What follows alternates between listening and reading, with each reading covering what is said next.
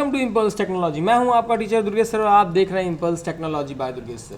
देखिए दोस्तों, ये जो लेक्चर है आपको पाइचार्म से ही समझ में आ गया होगा कि पाइथन का लेक्चर है। और पाइथन के लेक्चर में आज हम पढ़ने वाले हैं कंपैरिजन ऑपरेटर, यानी हमारा जो लेक्चर है वो कंपैरिजन ऑपरेटर के ऊपर है। तो कंपैरिजन ऑपरेटर क्या होते हैं, इन्हें हमें देखना है।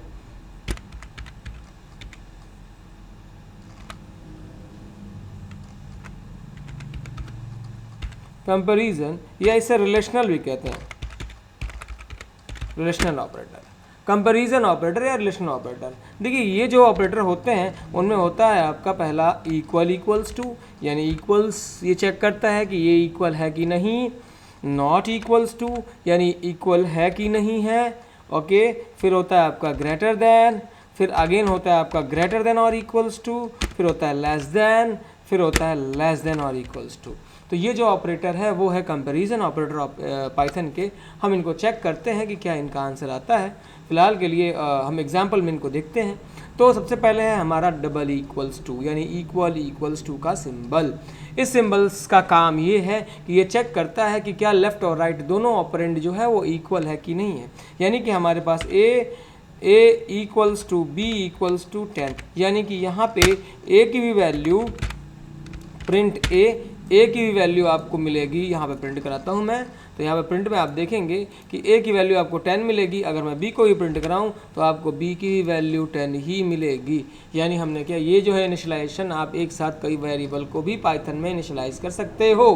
तो यहाँ पे हमने ए का वैल्यू और बी का वैल्यू, दोनों का वैल्यू सेम किया हुआ है। अगर मैं चेक करता हूँ ए इक्वल इक्वल्स टू बी, तो आपको जो आंसर मिलने वाला है, आप इसे रन कराओगे तो आपको पता चलेगा कि ये है ट्रू, यानी कि ये दोनों का दोनों सही है। अगर मैंने ऐसे किया हुआ है कि c इक्वल्स टू 20, c में क्या है 20 है, और मैं चेक करता हूँ कि क्या a यानी 10 c के बराबर है, यानी 20 के बराबर है। मैं इसे चेक करता हूँ और यहाँ पे आप प्रिंट कराएंगे तो आपको मिलेगा कि a जो है c के बराबर नहीं है। यानी पहला ऑपरेटर जो है हमारा वो है आपका इक्वल्स का साइन, यानी डबल इक्वल्स का साइन, जो कि इक्वलिटी यूज चेक करता है, इक्वल चेक करता है। अगला ऑपरेटर है हमारा जिसका नाम है नॉट इक्वल्स। नॉट इक्वल्स का काम क्या है, वो चेक करता है कि ये बराबर है कि नहीं है। अगर मैंने लिखा ए नॉट इक्वल्स टू बी, इसका मतलब हो गया कि क्या ए बी के बराबर नहीं है। तो यहाँ पे आप देखेंगे कि ए की वैल्यू 10 है और बी की वैल्यू 10 है, यानी बोथ आर इक्वल्स। देन ये जो है ट्रू नहीं होगा, क्योंकि ए बी के बराबर है और यहाँ लिखा हुआ है ए बी के बराबर नहीं है। तो ये कंडीशन हमने लिखा हुआ है जो कि बी के बराबर है, दैट्स वाई ये फॉल्स आएगा। अगर मैं ए सी के बराबर चेक करता हूँ, यानी ए नॉट इक्वल्स टू सी, तो आप यहाँ पे पाएंगे कि ए सी के बराबर तो है ही नहीं। ए की वैल्यू 10 है और बी की सी की वैल्यू जो है वो 20 है, यानी ये करेक्ट आ रहा है, ए सी के बराबर नहीं है। तो ये हो गया हमारा नॉट इक्वल्स टू। ऐसे ही हमारे पास एक ऑपरेटर है जिसका नाम है ग्रेटर देन, यानी मैंने लिखा है सी ग्रेटर देन ए, यानी सी ए से बड़ा है। क्या सी ए से बड़ा है? यस। सी में क्या है 20 है और ए में 10 है। आप रन कराओगे तो आपको जो आंसर मिलने वाला है वो मिलने वाला है ट्रू।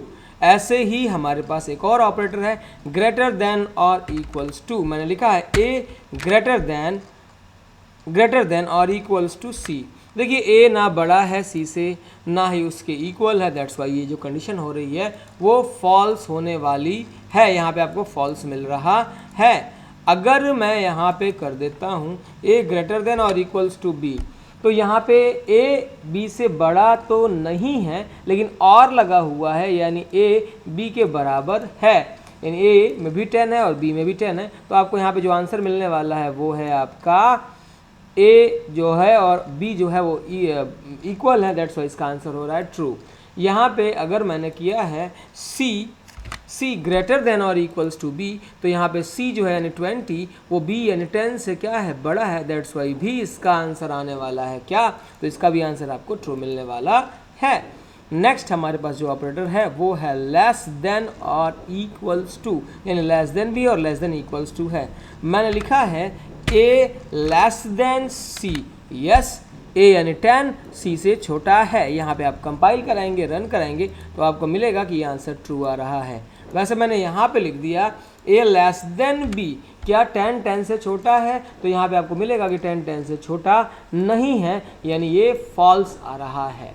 तो अगर ऐसा कुछ किया हुआ है, लेस देन लगाया हुआ है, तो लेस देन चेक करता है कि क्या लेफ्ट साइड का जो ऑपरेंड है यानी कि ये ए, क्या वो राइट से छोटा है। और यहाँ पे अगर आप इक्वल्स का साइन लगा देते हो तो ये हो जाता है आपका चेकिंग ऑपरेटर, यानी ये चेक करता है कि क्या ए, देखते हैं यहाँ पे, तो यहाँ पे आपको मिलेगा कि क्या ए बराबर क्या ए जो है वो छोटा है सी से, मैंने लिखा है ए लेस देन और इक्वल्स टू सी। यहाँ पे आपको देखने को मिल रहा होगा ए लेस देन और इक्वल्स टू सी। रन कराते हैं तो ऑब्वियस है यहाँ पे ए जो है वो सी से छोटा है, आंसर ट्रू आने वाला ही है।